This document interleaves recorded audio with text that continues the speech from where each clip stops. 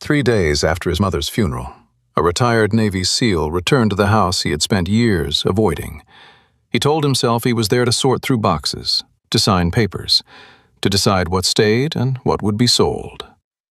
Then, on a quiet road just beyond the church, he saw a German shepherd mother standing with two small puppies pressed against her side.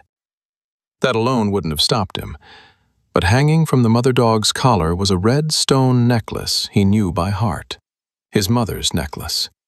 The one she had worn for more than 30 years, the one that should have been buried with her. Why was it on a stray dog? And why did the mother dog seem determined to stay just far enough away that he could never reach her? This is a fictional story created for storytelling purposes. Before we begin, tell me, where are you watching from? Drop your country in the comments below. Early autumn settled quietly over Cedar Creek, Colorado. The mountains surrounding the town wore patches of gold and copper, where summer had finally surrendered. A cool wind moved through the pines, carrying the scent of damp earth and fallen leaves. It was the kind of season that reminded people how quickly time slipped away, whether they were paying attention or not. 3 days after his mother's funeral, Jack Turner drove back into town. The familiar roads felt strangely distant beneath his tires. Jack was 42 years old, a former Navy SEAL who had spent nearly half his life moving from one deployment to another. He was tall, broad-shouldered, and carried himself with the quiet alertness of a man trained to notice details before they became problems. His dark brown hair was cut short, military style, though streaks of gray had already begun appearing near his temples. A neatly trimmed beard framed a strong jawline that often made people assume he was tougher than he felt. Most people respected Jack. Few truly knew him. The military had taught him discipline, patience, and endurance. Unfortunately, it had also taught him how to compartmentalize emotions until they became impossible to reach. For years, that skill had seemed useful. Now it felt like a curse. The white farmhouse at the end of Maple Street appeared exactly as he remembered it. The porch swing, the flower beds, the weathered mailbox. Everything remained, except the woman who had called it home. Jack parked and sat in silence for several moments before stepping out. His mother had lived there alone for years. Every holiday she invited him home. Every year he found a reason not to stay long. A training exercise, a contract job, a flight schedule, a promise to come back later. Later had always sounded reasonable, until there was no later left. Inside the house, the silence felt heavier than it should have. A mug sat beside the kitchen sink. A half-finished puzzle remained on the dining table. A cardigan still hung over the back of a chair. The small details were the worst. They created the illusion that she might walk through the doorway at any moment. Jack spent hours sorting papers, opening drawers, and carrying boxes into the living room. Work gave his hands something to do. It kept his mind from wandering, at least temporarily. Around midday, his phone vibrated. Sarah. Jack stared at the screen before opening the message. Sarah Turner, his younger sister, was 36 years old. She had inherited most of their mother's features: soft hazel eyes, fair skin, and chestnut-colored hair that fell just past her shoulders. She was neither tall nor short, with a lean build shaped more by responsibility than exercise. Unlike Jack, Sarah had remained in Colorado. She had been the one attending doctor's appointments, grocery shopping, and answering late-night phone calls from the hospital. Life had made Sarah practical. Grief had made her impatient. The message was brief. "We need to sell the house soon. I can't keep coming back here. Please don't make this harder than it already is." Jack read it twice. He understood exactly what she meant. The house hurt. Every room hurt. Every photograph hurt. The difference was that Sarah had been there for the decline. Jack had missed most of it. A familiar feeling tightened inside his chest. Guilt. Not sudden guilt. Old guilt. The kind that had been quietly growing for years. He started typing a response. Stopped. Deleted it. Then slipped the phone back into his pocket. There was nothing useful he could say. The truth was simple. Sarah had carried burdens he never helped carry. By late afternoon, the walls of the house felt suffocating. Jack grabbed his jacket and headed outside. The old church sat near the edge of town, surrounded by cottonwood trees and a narrow gravel walking path. He remembered coming there with his mother when he was young. Back then, she seemed capable of solving every problem in the world. Children always believed things like that. Adults eventually learned otherwise. Jack followed the path slowly. The wind stirred fallen leaves around his boots. Somewhere in the distance, a church bell rang once. Then he noticed movement ahead. At first it looked ordinary, a dog crossing the path. Then he saw two smaller shapes beside it. Jack slowed. A German shepherd stood about 50 yards away. She appeared to be around 8 years old, mature but still strong. Her sable-colored coat showed signs of a hard life. Dirt clung to her fur in places, and one ear carried a small scar near the tip. Despite that, there was something undeniably dignified about her posture. Her amber eyes remained alert, constantly scanning the environments before returning to her puppies. The puppies looked roughly 10 weeks old. One was noticeably bolder, wandering a few feet ahead before racing back. The second stayed close to its mother, nervous whenever she moved too far away. Jack watched them for several seconds. Then something caught the sunlight, a flash of red. His heartbeat stopped. The mother dog wore a silver chain around her neck. Attached to it hung a deep red stone pendant. Jack froze. No. His mind rejected the possibility immediately. The pendant swung gently as the dog moved. The red stone reflected the afternoon light. Jack took one step forward. His pulse quickened. The pendant looked exactly like the one his mother had worn every day of his life. Not similar, not close. Exact. He remembered watching her fasten it before church. He remembered seeing it in family photographs. He remembered accidentally scratching the silver setting when he was 16 and helping repair a fence. His mother had laughed instead of getting angry. The tiny scratch remained visible even now. Jack stared. The scratch was there. His throat tightened. This wasn't possible. The necklace should have been buried with her. He had seen it only days earlier, hadn't he? Suddenly he wasn't sure. Grief distorted memory. That was what people said. But this wasn't memory. The necklace was right there, hanging from the collar of a stray dog. The German shepherd noticed him moving. Instantly, she became alert. The puppies pressed closer to her legs. Jack took another cautious step. The dog did not growl. She simply watched, studied, measured, as if deciding whether he belonged near her family. Something about that look unsettled him. Then a memory surfaced. His mother sitting on the porch one summer evening, touching that necklace absent-mindedly, smiling, waiting for a son who rarely came home. The thought hit harder than expected. Before he could stop himself, a single word escaped his lips. "Mom?" The puppies glanced toward him. The mother dog remained still. Jack swallowed. Then he spoke his mother's name aloud. For a brief moment, the German shepherd turned her head. Her amber eyes locked onto his. Time seems to stop. Neither moved. Neither looked away. Then the dog turned. The puppies followed immediately. Together, they disappeared beyond the trees, and the necklace disappeared with them. Jack stood alone on the path, staring after them. The wind moved through the leaves. The church bell rang somewhere behind him. Only one thought remained. The necklace should not have been there. Yet somehow, it was. The next morning arrived with a pale sky stretched over Cedar Creek and a chill that lingered in the shadows long after sunrise. Jack Turner woke earlier than he intended.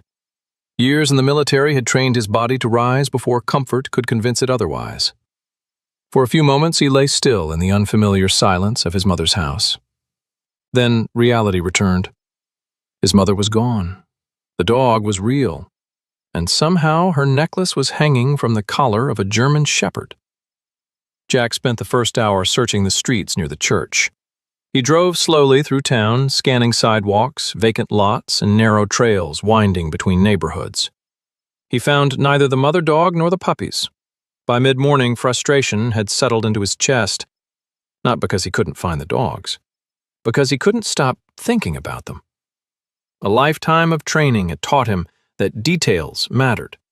Small details often explained large mysteries, and there was no small explanation for his mother's necklace. Eventually, he parked near the town square and walked toward a small coffee shop he remembered from years ago. The building had changed owners several times, but the front porch remained the same. As he stepped outside with a paper cup in hand, a familiar voice interrupted his thoughts. "You're Margaret's boy." Jack turned. An elderly woman stood near the sidewalk holding a canvas grocery bag. She looked to be in her late 70s, perhaps older. Her silver hair was pulled into a loose braid resting over one shoulder. Deep wrinkles lined a face shaped by both laughter and hardship. She stood barely 5 feet tall, yet there was something surprisingly firm about her posture. The woman looked at him as if she'd known him for decades, which, Jack realized, she probably had. "You remember me?" she asked. Jack studied her. Then recognition surfaced. "Mrs. Henderson." The woman smiled. "Margaret Henderson, though these days everybody just calls me Margaret." Jack nodded. Margaret had lived 2 houses down from his family when he was growing up. As a teenager, he remembered thinking she somehow knew everything happening in town before anyone else. Apparently, some things hadn't changed.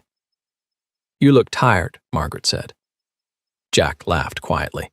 "That's one way to put it." For a moment, neither spoke. Then Margaret's eyes softened. "I was sorry to hear about your mother." Jack looked away. "Thank you." The silence that followed felt different from the awkward silences people offered at funerals. Margaret wasn't searching for comforting words. She simply stood there. Sometimes age taught people which silences deserved respect. Finally, she asked, "Have you seen Molly?" Jack looked back at her sharply. "Molly? The German Shepherd." His pulse quickened. "You know that dog?" Margaret blinked. "Know her? Half the town knows her." The words landed harder than expected. "What do you mean?" Margaret adjusted the grocery bag. "Your mother fed her almost every day for years." Jack stared. "What?" Now it was Margaret's turn to look confused. "You didn't know?" The answer sat between them. No, he didn't know. Not even a little. Margaret exhaled slowly. Then she began talking.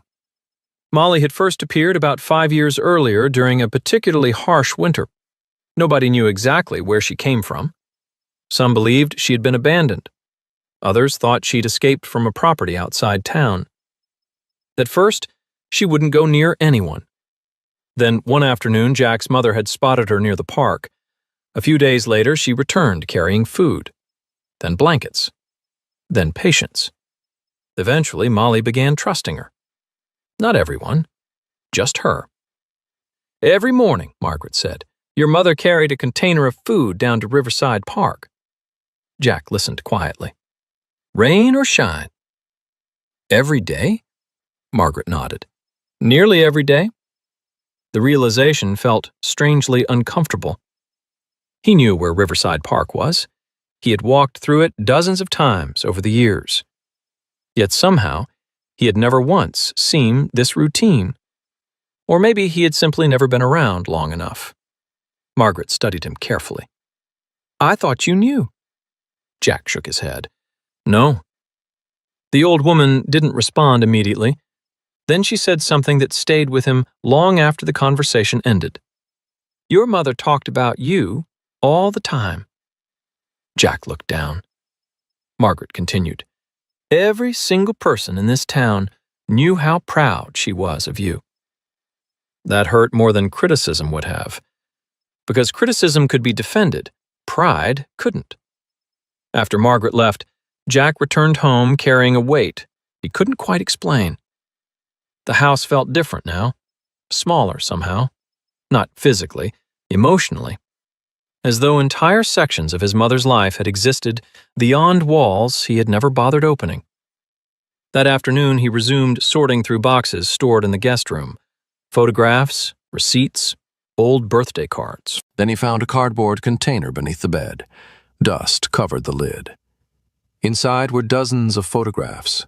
Most were recent, far more recent than he expected. Jack sat on the floor and began flipping through them.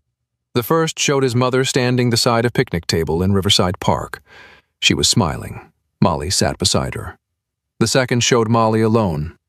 The third showed Molly sleeping beneath a tree. The fourth showed Molly looking directly into the camera. Then another, and another, and another. Jack lost count. Everywhere he looked, Molly appeared. Winter, spring, summer, autumn, year after year. His mother had photographed that dog the way people photograph family. One image stopped him completely. The date was handwritten on the back, 8 months earlier. Jack remembered exactly where he had been 8 months earlier. Arizona, playing golf, ignoring 3 missed calls from his mother because he planned to call her back later. The photograph showed her sitting on a park bench, Molly lying beside her, his mother's hand resting gently on the dog's neck. Both looked peaceful, comfortable, connected. Jack stared at the image for a long time. A difficult thought slowly surfaced. What if Molly hadn't needed his mother as much as his mother had needed Molly? The possibility unsettled him, because it revealed something he had avoided considering. Loneliness. Not dramatic loneliness, not tragic loneliness, the ordinary kind. The kind that arrived gradually. The kind that settled into empty houses after children moved away. The kind that waited quietly at dinner tables. Jack lowered the photograph. For years he had assumed his mother was fine, independent, busy, content. Now he wasn't sure. Near sunset he spread the photographs across the dining table. Dozens of images, dozens of moments, entire chapters of her life. And Molly was present in almost every one. Jack looked around the silent room. The realization finally settled. During the final years of his mother's life, Molly had been there more often than he had. And for the first time since returning to Cedar Creek, Jack couldn't find a way to blame anyone except himself. A light rain settled over Cedar Creek the following morning, turning sidewalks dark and leaving small beads of water on every parked car in town. The mountains were hidden behind low clouds. From the kitchen window, Jack Turner watched the gray horizon while holding a mug of coffee that had already gone cold. The photographs remained spread across the dining table exactly where he had left them the night before. Every time he glanced at them, the same thought returned. How many years of his mother's life had happened without him noticing? He had spent decades believing absence could be justified. Work, distance, responsibilities, life. Those explanations had always sounded reasonable while his mother was alive. Now they sounded thin. The phone rang. Sarah. Jack hesitated before answering. His younger sister's voice sounded tired. Not angry, not emotional, just exhausted. "Have you decided about the house?" she asked. Straight to business. That was Sarah's way. Years of caring for their mother had stripped away her patience for unnecessary conversations. Jack rubbed the back of his neck. "Not yet." A long pause followed. Then Sarah sighed. "You know she never blamed you." The statement caught him off guard. "What?" "Mom." Jack stared out the window. Sarah continued. "Every time somebody asked why you didn't visit more often, she made excuses for you." The words felt heavier than criticism. Jack remained silent. "She'd tell people you were busy." Another pause. "Or traveling." And when people stopped believing that? Sarah laughed softly, a sad laugh. "She'd invent new excuses." The conversation lingered in Jack's mind long after it ended. By noon, the rain had stopped. Something pulled him back toward town. Not logic, not curiosity. Something less comfortable. He wanted to see Molly again. This time he found her, near Riverside Park. The mother dog stood beneath a large cottonwood tree while the 2 puppies wrestled clumsily in wet grass nearby. The larger puppy appeared fearless. The smaller one seemed more cautious, constantly checking where its mother was. Jack remained still. Molly noticed him immediately. Her ears rose, her body stiffened. Not aggressive, alert, calculating, the same way she had at the church. Jack took a step forward. Molly instantly turned. The puppies followed. Within seconds, they were moving away. Jack stopped. The reaction irritated him more than it should have. He wasn't trying to hurt them. Yet somehow Molly had made a decision about him, a decision he couldn't change. For several moments, he watched them disappear down a trail. Then he did something he hadn't planned. He followed. Not closely, not enough to scare them, just far enough to keep them in sight. The trail wound through town. Molly never looked back, but somehow she always seemed aware of where Jack was. The first stop surprised him. A small independent bookstore. The shop sat between a florist and a barber shop. Jack vaguely remembered it. His mother had mentioned it once, years ago. Molly settled near the front entrance. The puppies curled beside her. They remained there nearly 15 minutes. People walked past.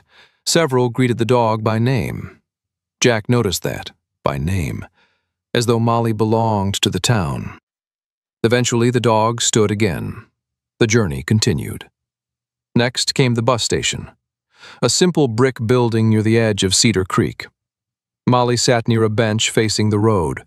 Again, she waited. Again, the puppies stayed beside her. Jack stood across the street, confused, watching, trying to understand. Then another realization emerged. These weren't random locations. His mother had mentioned every one of them at some point over the years.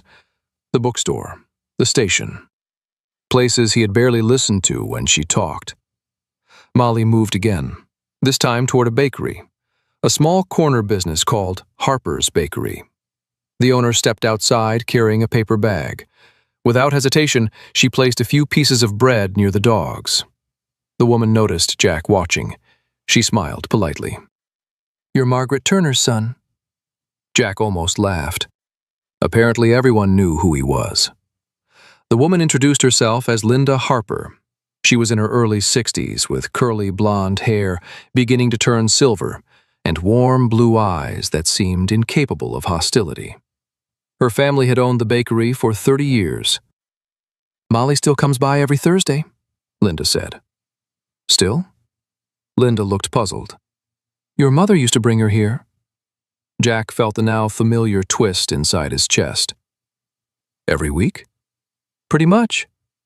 Linda glanced toward the dogs. "Your mother liked routine." Jack looked away. The truth was harder to admit. His mother had liked routine. He simply hadn't been around enough to notice. Molly finished eating and continued walking. Jack followed again. The afternoon passed that way, one location after another, a path his mother had apparently traveled countless times. My son said he returned home exhausted, not physically, emotionally. The house greeted him with the same silence. This time he didn't immediately start packing boxes.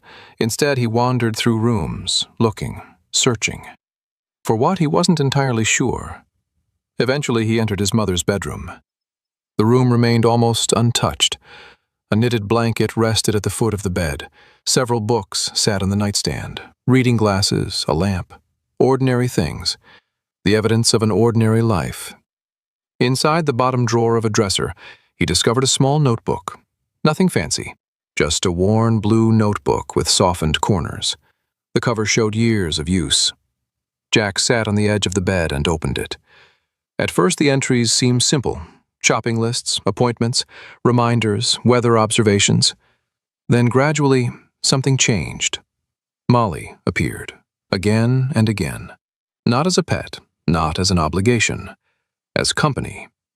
The entries grew more personal. "Molly followed me all the way to the park today. Molly doesn't trust strangers. The puppies are growing fast." Jack turned pages slowly. The handwriting became slightly shakier toward the end. Evidence of age, evidence of time, evidence of years he couldn't get back. Outside, darkness settled over Cedar Creek. The room grew quiet. Jack reached the final page, the last completed entry. Only one sentence, nothing more. No explanation, no context. Just 6 words written in careful handwriting. Molly waited on the porch again today. Jack stared at the sentence. For reasons he couldn't explain, it hurt more than anything else he'd found. Because suddenly, he couldn't stop wondering, who had Molly been waiting for?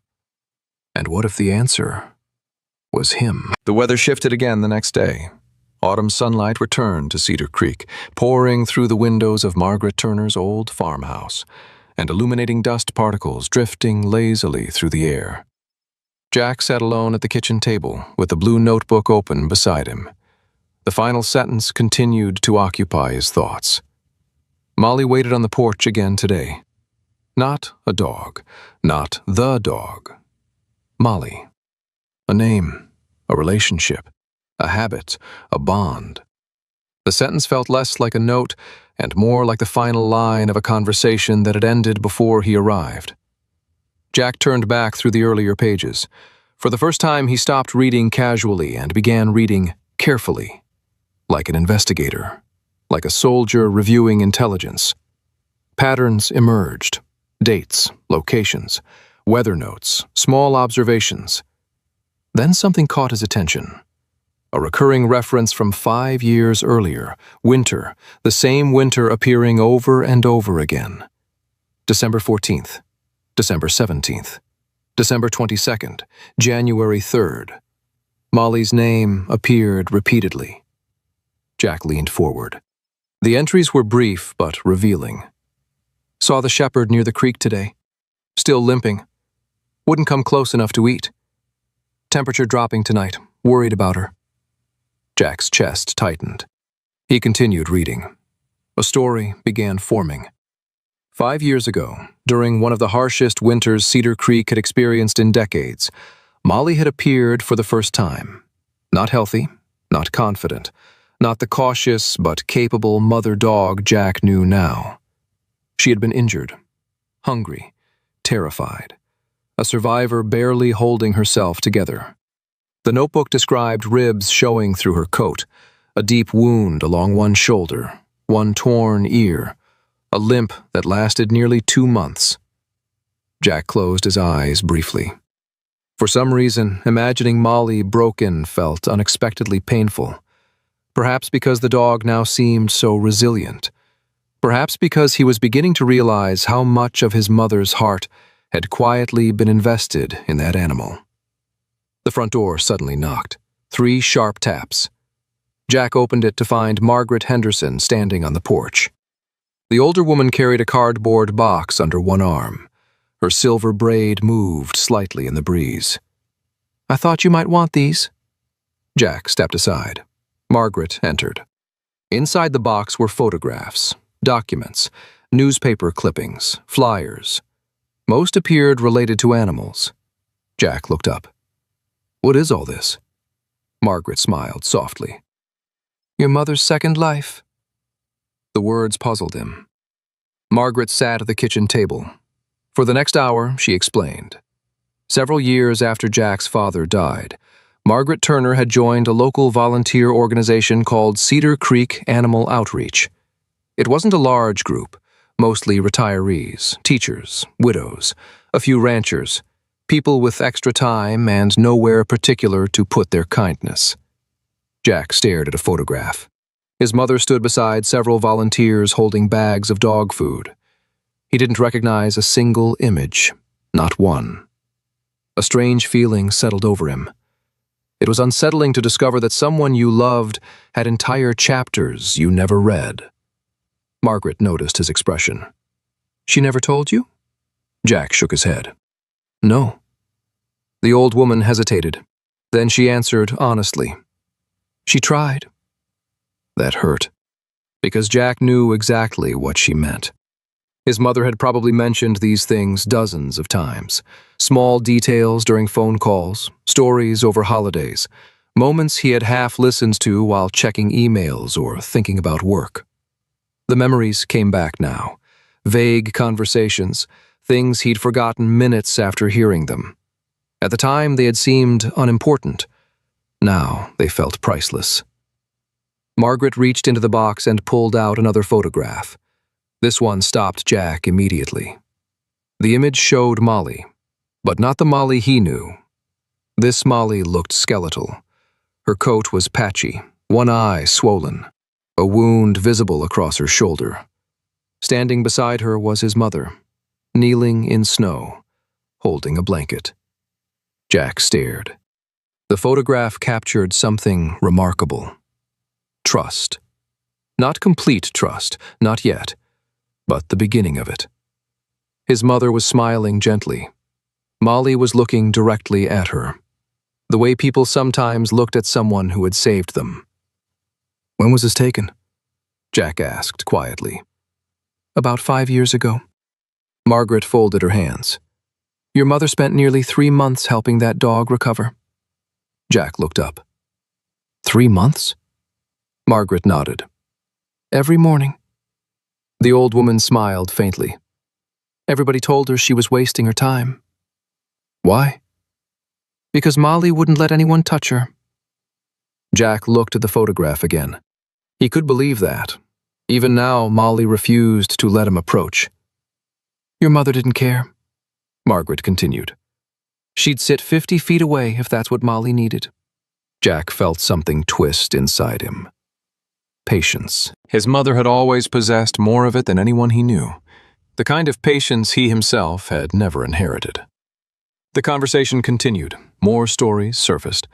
How Molly eventually started following his mother through town. How she waited outside the grocery store, outside church, outside the bakery, outside the house. How the entire town gradually stopped seeing Molly as a stray and started seeing her as Margaret Turner's dog, even though technically she never belonged to anyone. Jack looked out the window. For the first time, he wondered whether Molly viewed things differently. Perhaps Molly never believed she belonged to his mother. Perhaps she believed his mother belonged to her. The thought lingered. When Margaret finally prepared to leave, she paused near the doorway. Something in her expression changed, more serious now, more hesitant. "There is one more thing." Jack turned. The old woman reached into her purse, carefully, slowly. Then she withdrew an envelope, yellowed with age, folded several times. Jack immediately recognized his mother's handwriting. His stomach tightened. Margaret held the envelope without letting go. For a moment, she seemed unsure. Then she spoke. "I found this after your mother passed." Jack stared. His name was written across the front. Not typed, not printed. Written by hand. Jack Turner. The sight alone was enough to steal his breath. "When was it written?" he asked. Margaret shook her head. "I don't know." The envelope showed no stamp, no mailing marks. It had never been sent, never opened, never delivered. Just kept. Waiting. Much like the notebook. Much like Molly. Much like his mother. Margaret finally released it into his hands. Jack held the letter carefully, almost afraid of it. Because letters carried truths conversations often avoided. And deep down, he wasn't certain he was ready for whatever his mother had chosen to say. Margaret moved toward the door. Before leaving, she stopped one final time. "Your mother loved you, Jack." Her voice was calm, certain. "More than you ever understood." Then she left. The house became quiet again. Jack remained standing in the center of the room, the unopened envelope resting in his hand. The late afternoon sunlight stretched across the floor. Outside, somewhere in town, Molly and the puppies were probably following their usual route. Inside the farmhouse, for the first time since returning home, Jack felt genuinely afraid. Not of the past, not of grief, but of what his mother might have written in a letter she never sent. And as he looked down at his name written in her familiar handwriting, he realized there were some truths a person could spend years avoiding. But eventually, they waited for you to come home. The letter remained unopened on the kitchen table until the following morning. Jack Turner had carried it from room to room the previous evening, placing it down and picking it up again as though the weight of the envelope changed every time he touched it. Outside, autumn rain tapped softly against the windows. Inside, the old farmhouse seemed to be holding its breath. Jack sat alone at the table shortly after sunrise. The envelope lay before him. His mother's handwriting still looked familiar. That surprised him. Voices faded over time. Faces softened, but handwriting remained stubbornly personal. He stared at his name for nearly a minute before finally opening it. The paper crackled gently. His mother's handwriting filled both sides. Jack immediately prepared himself for disappointment. Not hers, his own. Somewhere deep inside, he expected a list. A record of missed birthdays, forgotten visits, unreturned phone calls, years of absence carefully documented. Perhaps he deserved that. Instead, the first sentence stopped him cold. "Dear Jack, it snowed today." Jack blinked. He read it again. No accusation, no anger, just snow. He continued. The letter moved through small moments, ordinary moments. The first snowfall of winter. A broken bird feeder she had repaired herself. The bakery introducing a new cinnamon loaf she thought he would have liked.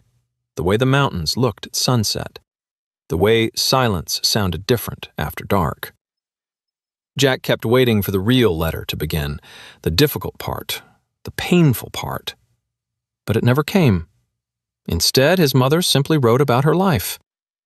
And somehow that hurt more. Because she wasn't trying to make him feel guilty. She wasn't demanding anything. She was simply sharing pieces of her days.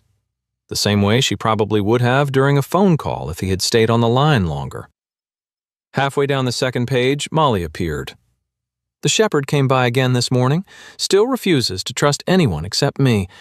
I think she's starting to gain weight." Jack smiled, despite himself. Then the smile faded. The letter continued. "She sat on the porch for nearly an hour while I drank coffee. Neither of us had much to say. I suppose that made us good company for each other." Jack lowered the page. A lump formed in his throat. His mother had written that sentence casually, as though loneliness was simply another fact of life, like weather, like aging, like winter. The realization stung, not because she had been lonely, because she had learned to live with it. The rest of the letter followed the same pattern. Small stories, small observations, moments nobody else would consider important. And woven through all of it was a recurring thread. She missed him. Not dramatically, not desperately, simply honestly. "I hope Arizona is treating you well. I hope you're sleeping enough. I hope you remember to eat something besides diner food." The sentences were so ordinary they became unbearable. Jack finished reading and sat motionless for a long time. The letter contained not a single complaint. Not one. No guilt, no bitterness, no attempt to collect emotional debts.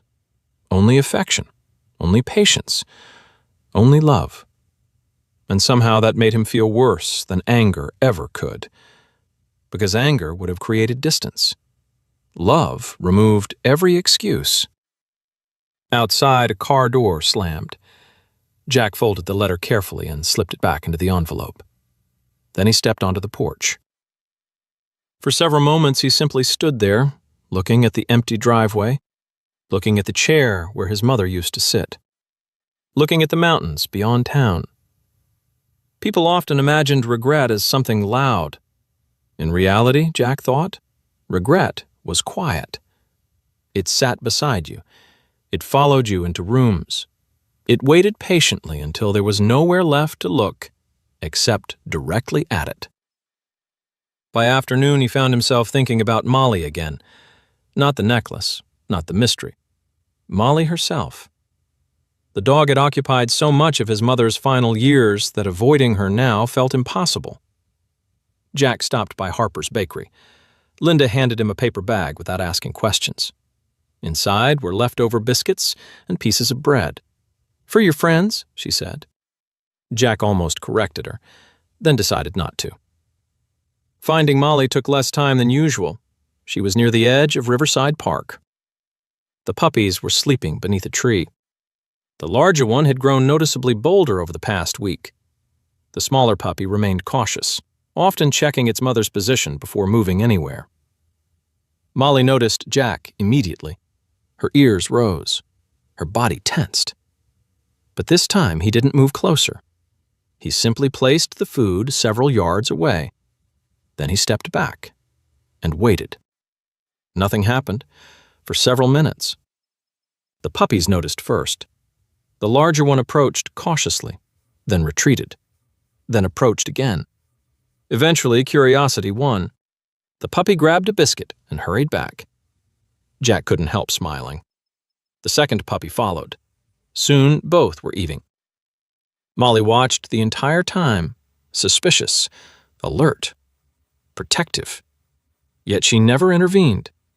It was the closest thing to trust he had received from her. And strangely, it mattered, more than it should have. The next few days settled into a pattern. Jack continued sorting the house, continued reading through notebooks, continued discovering fragments of a life he had never fully understood. And almost every afternoon, he brought food to Molly and the puppies. Always from a distance, always on her terms. Gradually, Molly stopped retreating immediately when he arrived. She still refused physical contact, still refused proximity. But she stayed. For a man who had spent most of his life earning trust through force of will and competence, learning patience from a dog felt oddly humbling. Late one afternoon, however, something changed. Jack arrived near the old walking trail expecting the usual routine. Instead, he found Molly lying down. The puppies played nearby. But Molly didn't move. At first, he assumed she was resting. Then he noticed her breathing, too fast, too shallow. The mother dog slowly stood.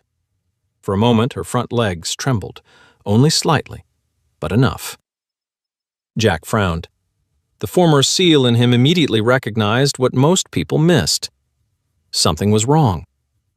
Molly took several steps, then paused, her head lowered briefly. Fatigue, pain, or both. The puppies stayed close, almost as if they sensed it too. Jack remained still, watching, analyzing, the way he had done countless times throughout his life. Except this time there was no mission, no battlefield, only a tired dog, a mother trying very hard not to show weakness. For several moments, Molly stood beneath the fading evening light. Then she slowly turned away and led the puppies toward town.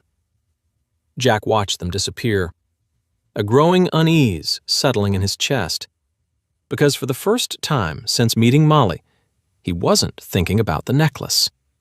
He wasn't thinking about his mother. He wasn't thinking about himself.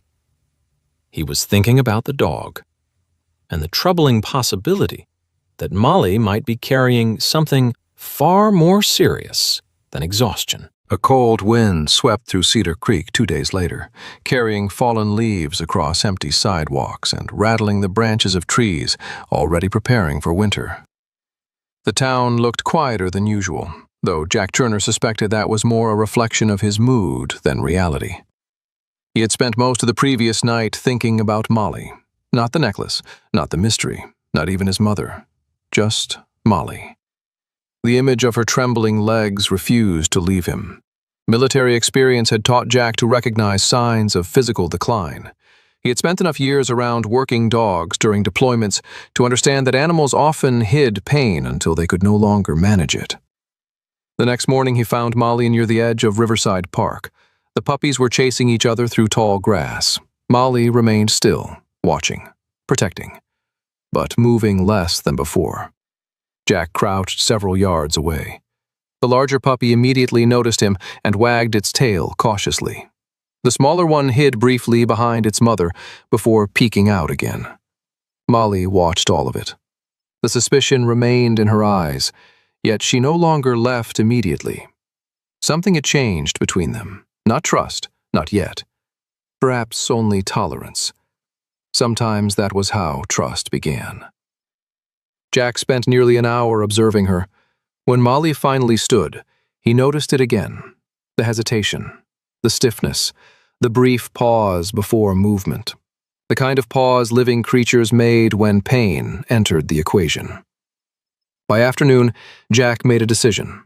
He called the only veterinarian still operating in Cedar Creek. Dr. Emily Foster had been treating animals in the region for almost 20 years. She was 54 years old, tall and lean, with dark blonde hair usually tied into a practical ponytail. Long days around frightened animals had given her a calm voice and patient eyes. Years earlier, she had lost her husband to cancer, and people often said that grief had somehow made her gentler rather than harder. When Jack explained the situation, Emily listened carefully. "A stray German Shepherd?" "More or less." "Can you bring her in?" Jack almost laughed. Getting her into a clinic might be harder than getting a wild deer into one. Emily smiled. "I figured." The following morning, Emily agreed to meet him near the park. What surprised Jack was that Molly allowed the examination. Not immediately, not comfortably, but after nearly 40 minutes of patience, quiet voices, and food offered by Jack, the dog finally stopped backing away. Emily worked slowly, respectfully. When she finished, her expression grew serious. The puppies continued playing nearby, unaware. Jack already knew the answer before she spoke. "What is it?" Emily removed her stethoscope. "A heart condition." Jack stared at her. "How bad?" The veterinarian looked toward Molly. The pause lasted too long. "Bad enough." Jack felt his stomach tighten. Emily continued carefully. "The symptoms fit what I've been hearing." "Hearing?" "Fatigue, weakness, reduced activity." She folded her arms. "She's been compensating for a while." "Can you treat it?" Emily hesitated. "There are medications." Another pause. "But we're probably managing time rather than fixing anything." The words settled heavily between them. Jack looked toward Molly. The mother dog sat quietly watching her puppies. One nudged a fallen leaf. The other attempted to pounce on it and failed. For a brief moment, they looked like every ordinary family in the world. Then reality returned. "How much time?" Jack asked. Emily sighed. "I don't know." "Months?" "Possibly." Her voice softened. "Maybe less." After she left, Jack remained at the park long after sunset. The puppies eventually curled against their mother. Molly rested her head on the ground. The scene reminded him of something. Not a battlefield, not military service. Home. The realization caught him off guard. For years, Jack had defined family through blood. Now he found himself watching a dog and two puppies as if they represented something larger. Responsibility, love, protection. The things his mother had always understood better than he did. The next day, Sarah arrived unexpectedly. Jack heard her car pull into the driveway shortly before noon. She stepped inside carrying a cardboard box. The years had changed her. The brown hair of her youth was now streaked heavily with gray. Fine lines framed her eyes. Yet the determination remained unchanged. Sarah had always been the stronger sibling emotionally, not tougher, stronger.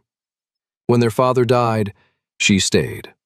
When their mother became ill, she stayed. Jack had left.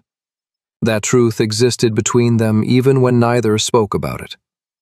For the first hour, they sorted papers in silence. Eventually, Sarah sat at the kitchen table. "So?" Jack looked up. "So?" She smiled faintly. "You still haven't sold the house?" "No."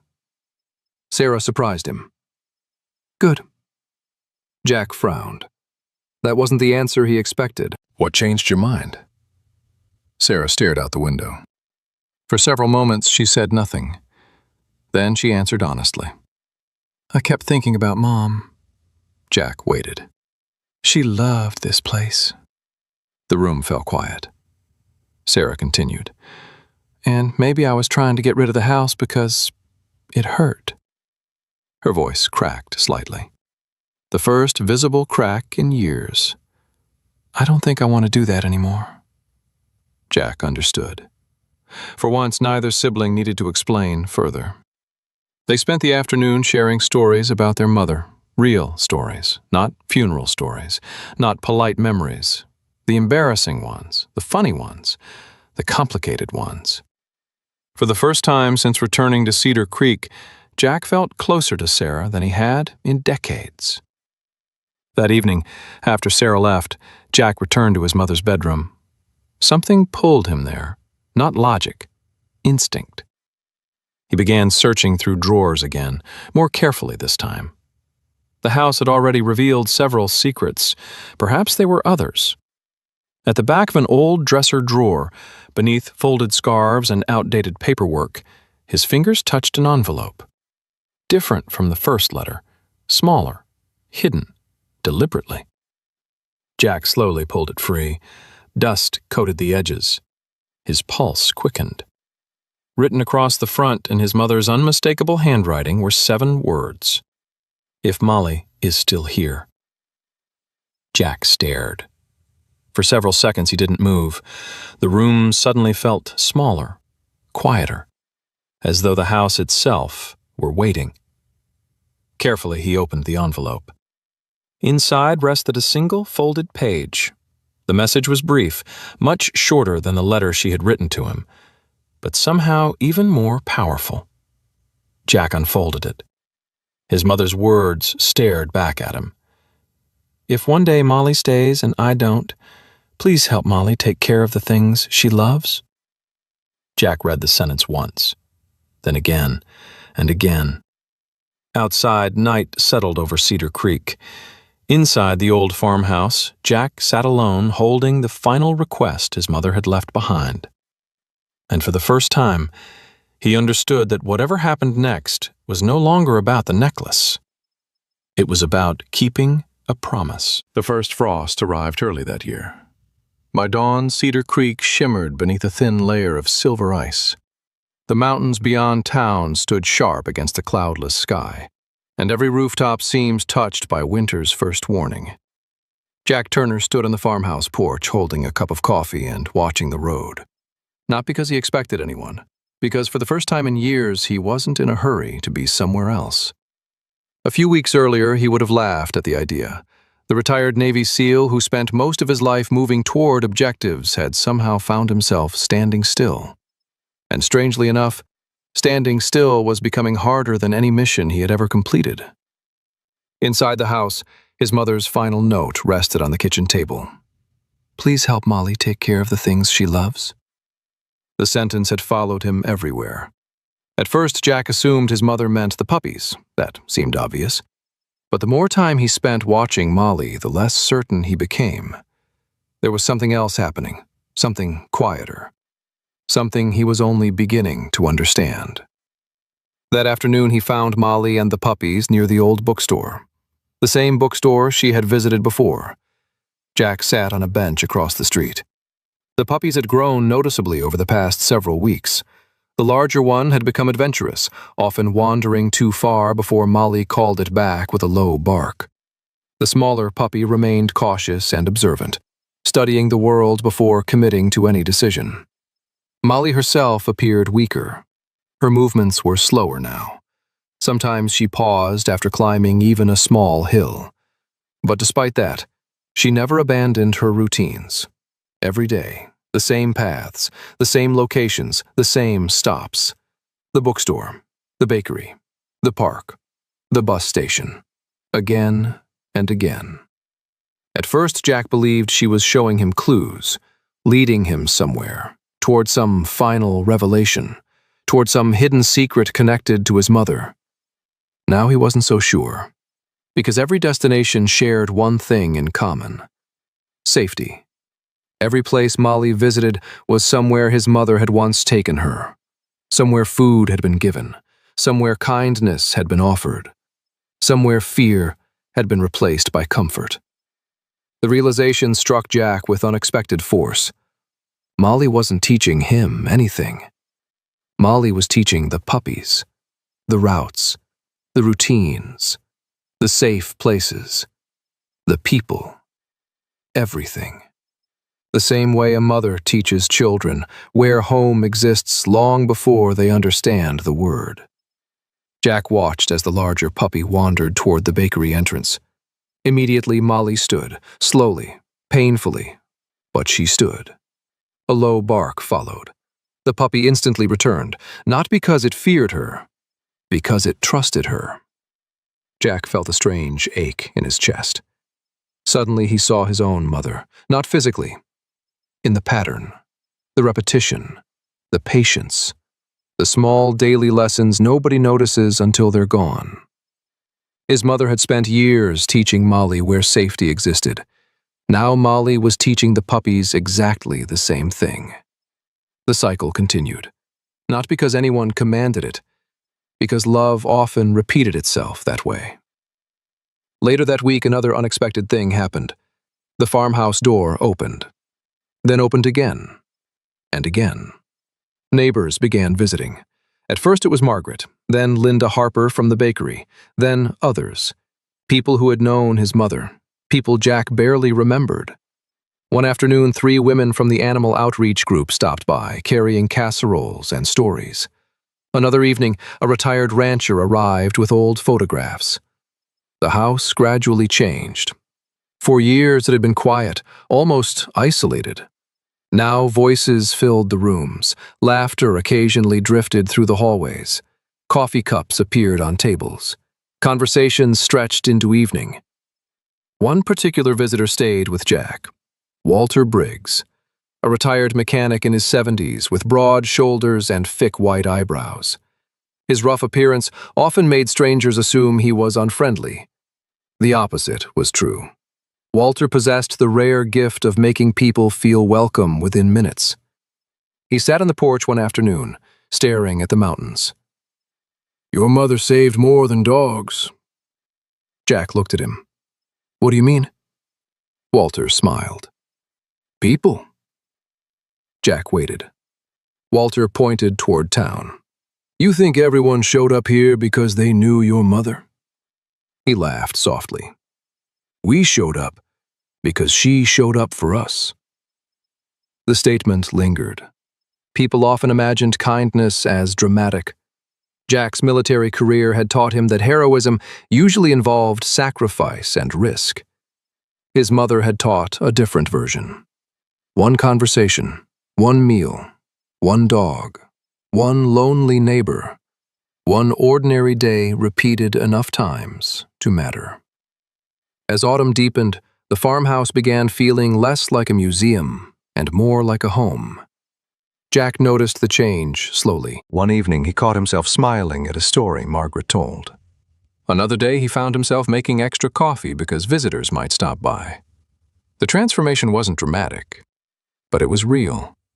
The house no longer felt abandoned, and neither did he. Meanwhile, Molly continued growing weaker. Jack saw it every day. The pauses became longer. The walks became shorter. Some afternoons, she simply lay beneath a tree while the puppies explored nearby. Yet she never stopped watching them, never stopped teaching, never stopped guiding. One evening, near sunset, Jack sat alone on the front porch. The sky burned orange above the mountains. The puppies slept nearby in the yard. For a long time, nothing happened. Then Molly appeared at the end of the driveway, slowly, deliberately. Jack remained still. The old dog walked toward the porch. Each step seemed measured, almost careful. For months she had avoided the house, avoided him, avoided closeness. Now she climbed the porch steps, one at a time. Jack barely breathed. Molly crossed the wooden boards and settled down beside his chair, not close enough to touch, but closer than ever before. The puppies followed a few minutes later and curled up nearby. The evening remained quiet. No words, no movement. Just the sound of wind passing through trees. Jack looked toward the mountains, then down at Molly. For the first time, he understood.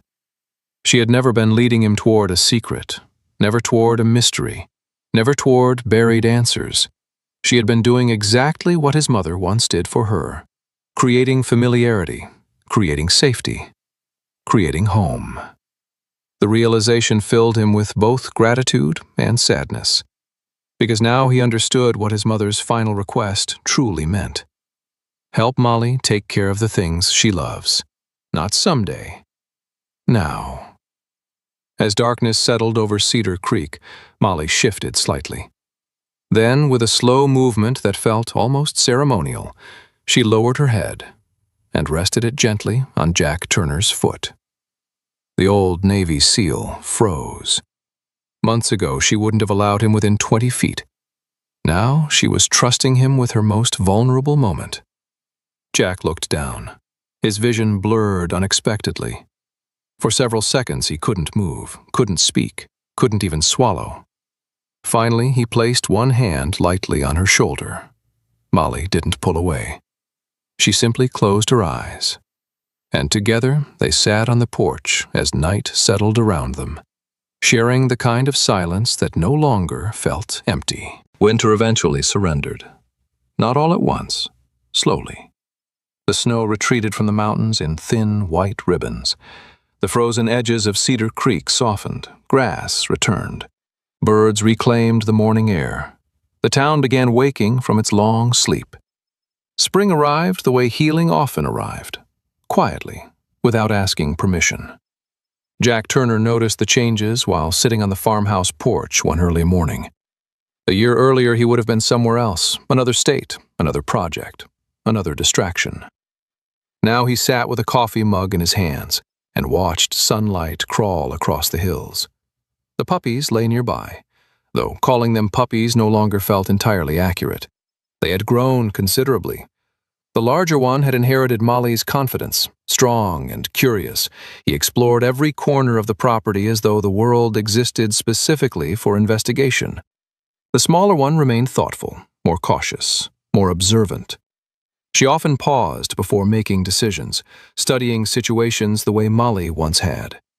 Both still followed their mother everywhere. And Molly was slowing down. There was no denying it anymore. Her coat remained beautiful despite her age, but gray had begun appearing around her muzzle. The strength that once carried her through long walks now faded more quickly. Some afternoons she slept for hours beneath the old maple tree. The heart condition continued its quiet work. No dramatic collapse, no sudden crisis. Just gradual change. The kind that reminded everyone involved that life often left gently rather than violently.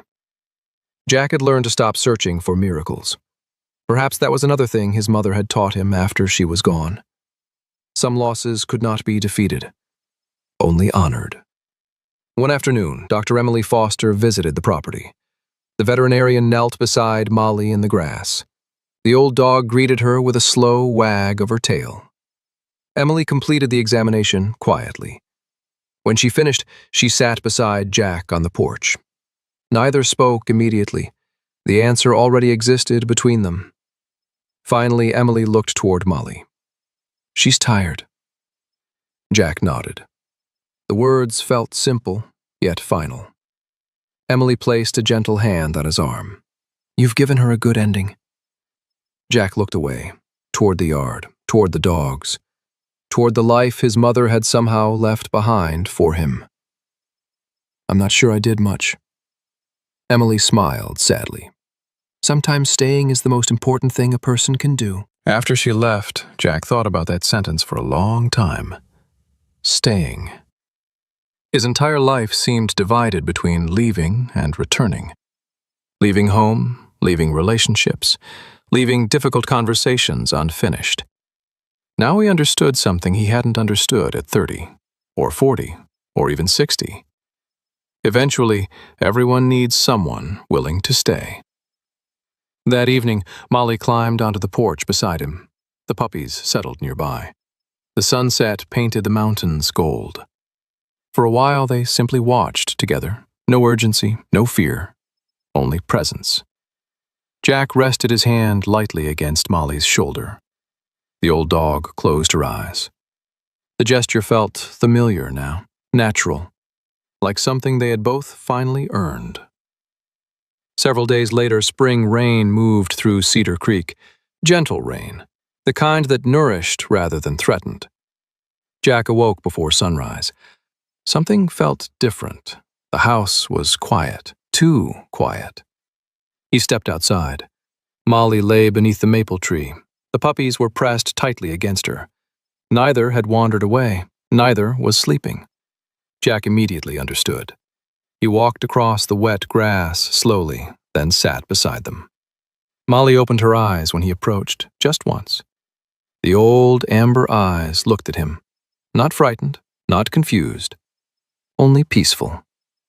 Jack swallowed hard. For several moments, nobody moved. The world seemed unusually still. Rain tapped softly against leaves overhead. Birds remained silent. Even the wind seemed reluctant to interrupt. The larger dog rested his head against Molly's side. The smaller one curled closer, instinctively, lovingly, exactly where they belonged. Jack placed one hand against Molly's neck, near the red pendant, near the necklace that had started everything.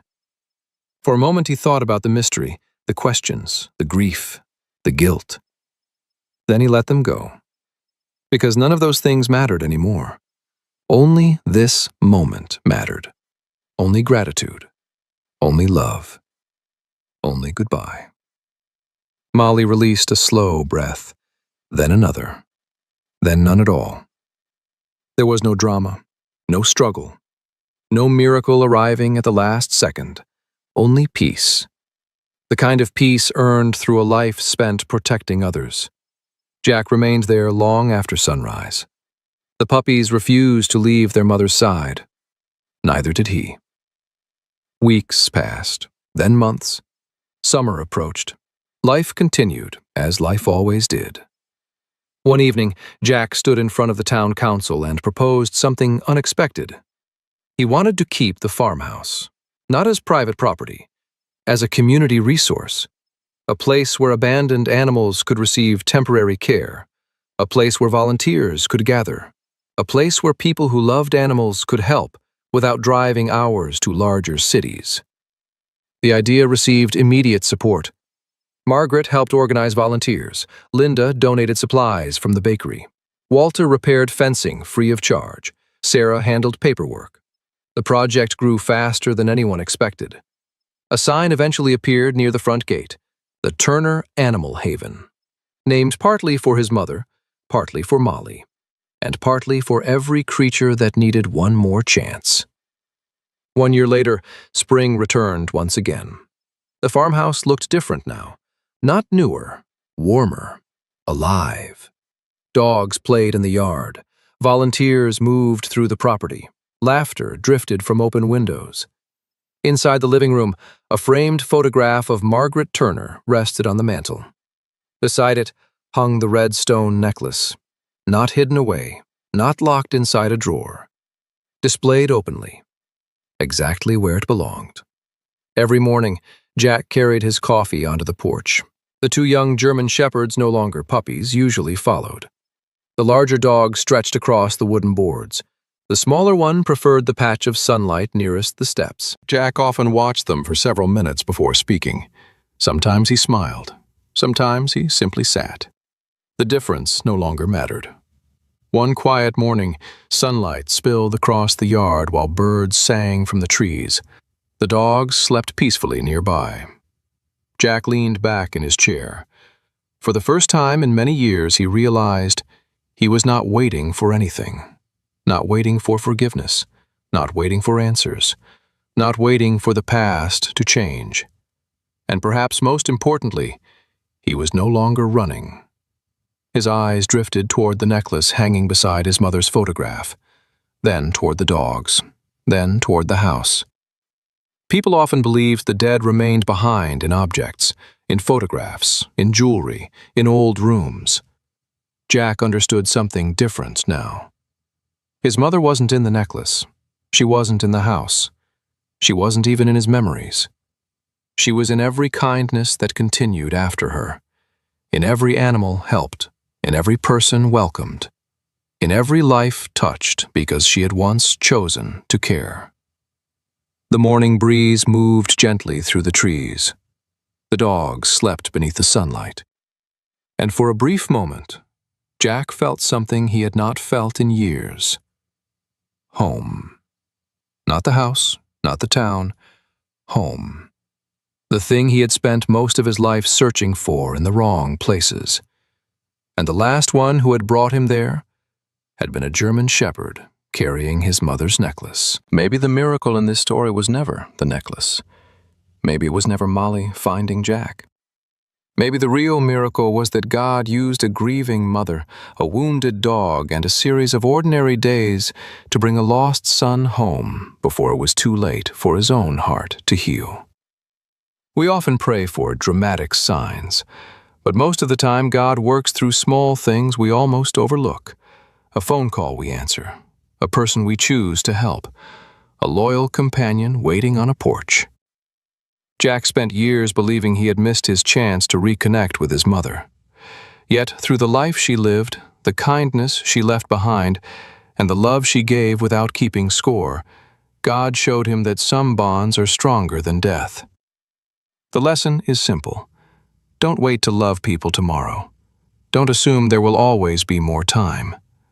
The people we cherish need to hear our voices today. If this story touched your heart, please share where you're watching from and tell us about someone you'll never forget. Leave a comment below, and if you enjoy stories about faith, hope, and second chances, please subscribe and join our community. May God bless you, protect your loved ones, and fill your home with peace, comfort, and grace.